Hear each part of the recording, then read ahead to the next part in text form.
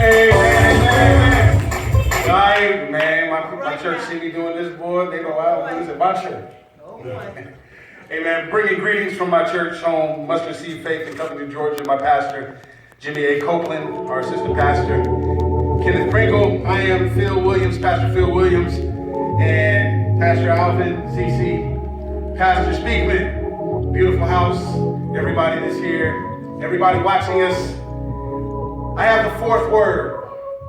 The fourth word is a magnanimous word. He says, and about the 9th hour, Jesus cried out with a loud voice, saying, my God, why hast thou forsaken me?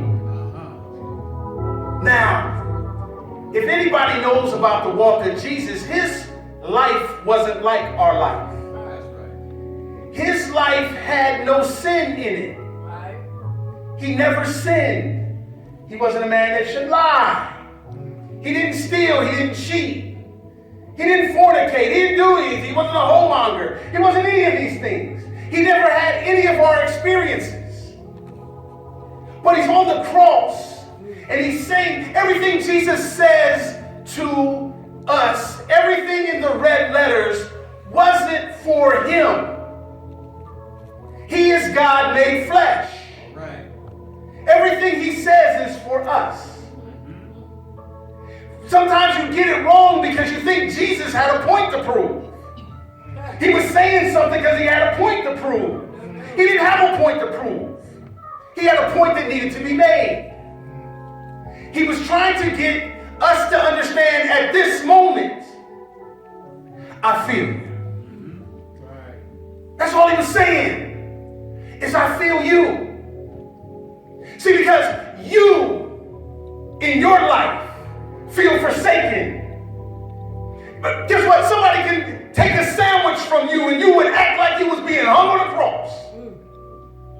You would feel forsaken over somebody just not even speaking to you nicely.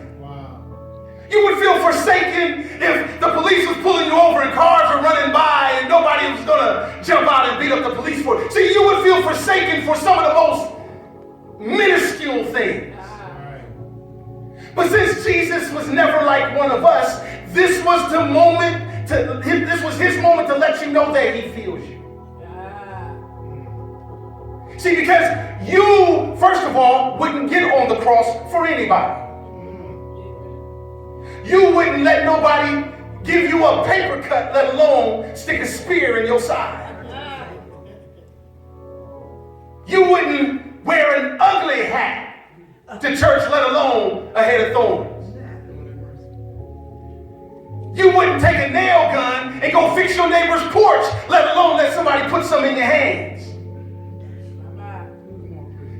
You could have a hangnail and you wouldn't walk 4 sidewalk blocks to feed somebody, let alone let somebody put some spikes in your feet. See, but Jesus knows us. He loves us. This is why he's there in the first place. Making a point. Making a statement. I feel you. This is that moment I want you to know. I am saying I feel forsaken, not because I am being forsaken. This is my job. I told my boy Peter, get the devil out of you telling me not to do my job. I'm doing my job. Judas, go tell on me because I got a job to do. I'm cool with that. Go do what you got to do. I got a job to do.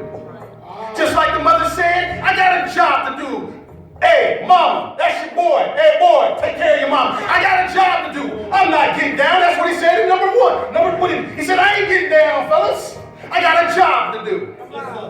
So he wasn't feeling forsaken. He was letting you know that he feels you when you're feeling forsaken. Why? Because you have a cross that you have to bear, that you're complaining about. If you was on your cross next to 2 people that you didn't know or you thought was beneath you, if they would have gave you the offer to get off of the cross, you would get off. Jesus wasn't us. But for this moment, he wanted us to know, I feel you. I know what it feels like to feel forsaken, left alone. for this moment, I want you to know I feel you. But I got a job to do. If you stick around for a couple more days, you'll see me come back and I'll be walking. You can play that praise music and I'll be dancing. Hey, if you stick around for a few more days, I'm going to tell everybody that forsaking me, that I'm still here. If you stick around for a few more days, you'll see what will happen for you if you can bear your cross. And at the moment you feel forsaken, you will say it like Jesus, not for you,